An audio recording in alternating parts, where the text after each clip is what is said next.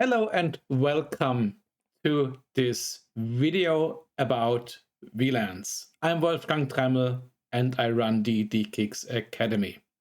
If you want to watch more of my videos about or get more of the DE-CIX Academy content, just head over to our website and have a look what's there. Let's get started with the presentation. Networking Basics is a series of presentations about all topics for starting in network engineers, for people starting in the industry, or if you want to refresh your knowledge about networking topics. This is now part 2A. In part 2, I talked about Ethernet. Today, I'm going to talk about Ethernet and VLANs. But let's repeat a little bit about Ethernet. Ethernet devices, Ethernet connections in data center. You've all seen them. They are big boxes connecting hundreds of devices using optical fibers with speed up to 400 gigabit per second. And they connect a switch or switches and end devices. But Ethernet also exists in your home and connects what you have, connects a small router in your basement, connects it over copper wires with the computers you have at home. And also these switches, these small switches might exist in your home with copper connections connecting different systems over Ethernet.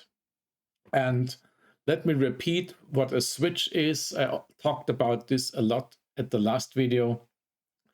A switch is an intelligent Ethernet device which learns what end device is connected on which port and only sends Ethernet frames out where they are needed. And if they have no idea where a device is, they broadcast the frame through all their ports. This is what a switch does. And Ethernet, if you remember the layer model I introduced in part 1, the Ethernet layer is on layer 2. It's called the link layer.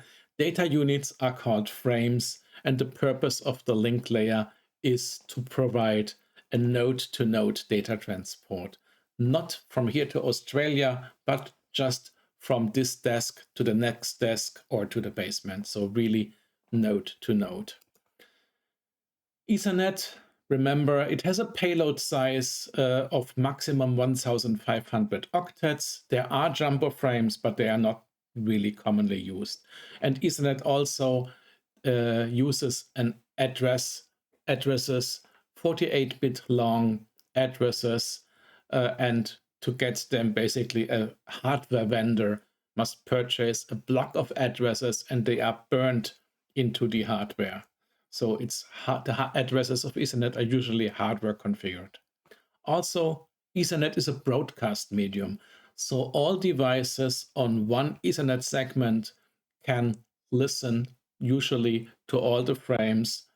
For example, if the switch hasn't learned where the device is, you can listen also to frames for other devices. So a broadcast medium, and all devices on one segment can communicate with each other. Let's have a look at the typical Ethernet setup in a home or in a small office. Well, you have a router somewhere. That's where your internet connection comes in. Often it's in the basement, and in Germany, where I live, it's often called a Fritzbox. And here we have my Fritzbox here on the picture. Then you might have an Ethernet switch on each floor.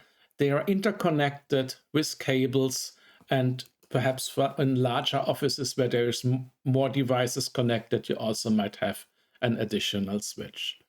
And end devices are connected to these switches also using electrical Ethernet cables, twisted pair cables. You all have seen them. Now, keep in mind, again, Ethernet is a broadcast medium. So each device on this Ethernet can communicate with each other device. And perhaps Sometimes you do not want that. You might want to have, for example, guests on a separate Ethernet or your telephones on a separate Ethernet. There is a need to separate Ethernet either for security reasons or for practical reasons. You want a second network in your home. And I do have also more than one network at home. I have a separate network for guests. You might also want it for your telephones if you use IP telephony, or if you run sensors, these called Ethernet of Things, the Internet of Things. So intelligent devices also doing IP. Also, you might want to have separate. Or you have devices which you do not trust, which haven't received security updates for a long time, and you want to have them separate. So let's set up a guest network in our example building. Of course, one easy solution is to just duplicate everything. Put in a second switch on each floor and put in more cables, but well, it costs and also it's not very practical. So there must be an easier way to do that. And this is where VLANs, virtual LANs, come in. Let me show you how a virtual LAN in Ethernet is implemented. Remember the Ethernet frame? It has a source MAC address, a destination MAC address, and it also has this ether type field. Now, let's make the frame a little bit bigger. Before the ether type field, we are inserting the so-called VLAN header.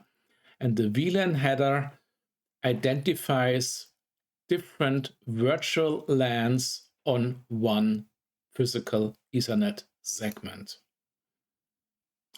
The VLAN header contains also of a type field. It's 8100. Then we have a number of bits for administrative purposes, like a priority bit. And then we have the so-called VLAN ID. And that's 12 bits. So VLAN IDs from 1 to 4094 are possible. 0 and the last one are reserved. So what can we do with VLANs?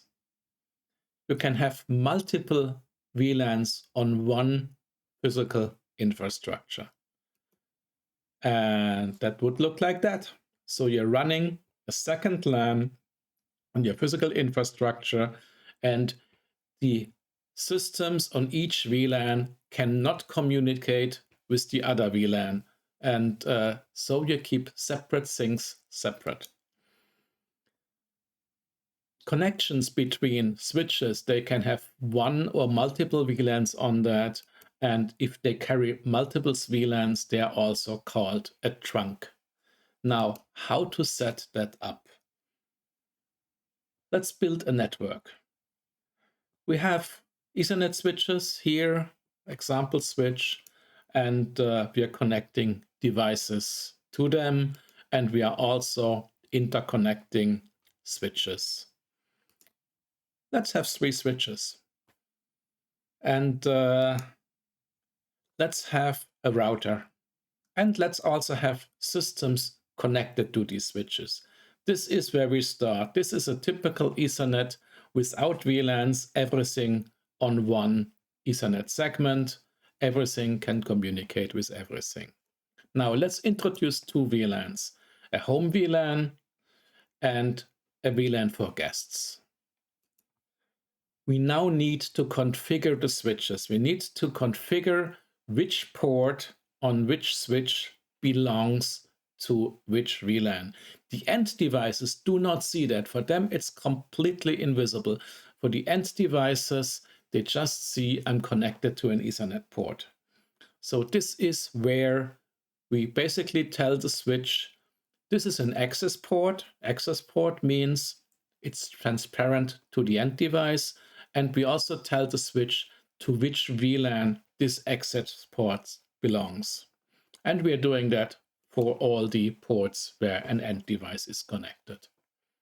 So it looks like this. The different colors represent different VLANs. Now we need to interconnect the switches. And of course, we want to have all VLANs available on, well, nearly all switches. So what we're doing now is we configure the ports interconnecting the switches as trunk ports. That means these trunk ports carry more than one VLAN, and also the VLANs are tagged. So the VLAN number is in the Ethernet frame. This is the command for that. And now we have a trunk between these two switches. The switch on the right side only has guest devices connected.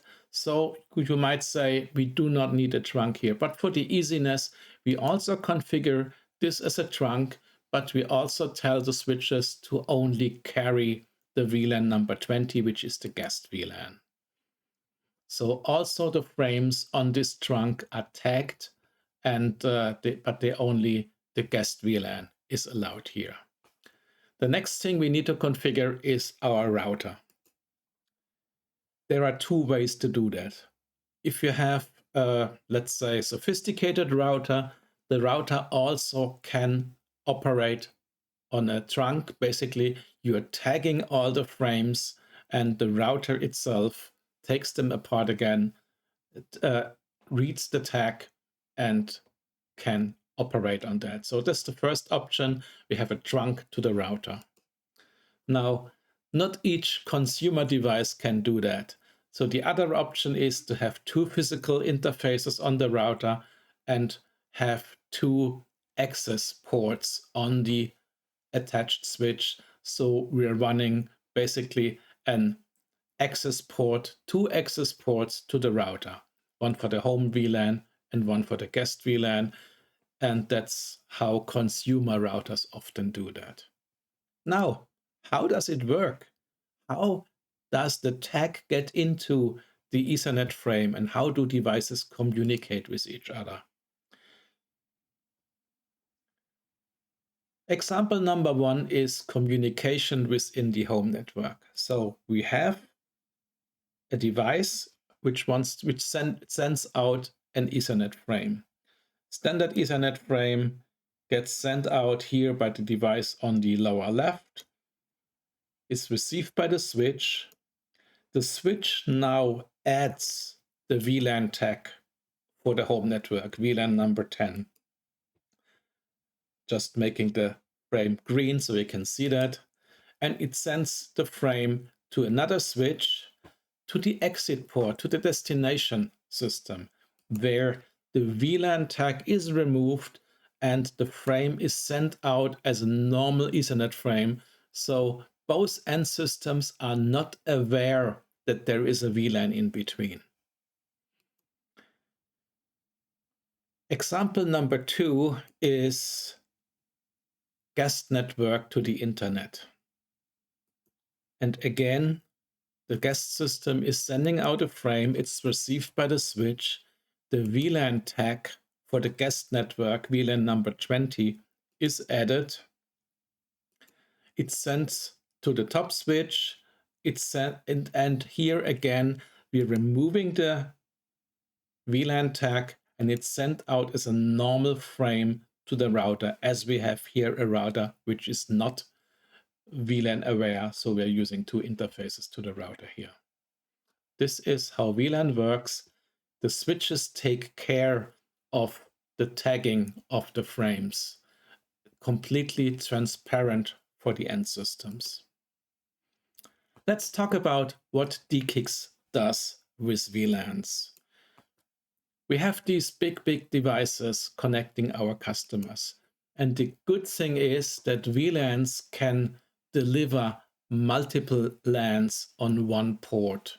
We remember that I can have different broadcast domains, different Ethernet LANs on one port just by tagging them.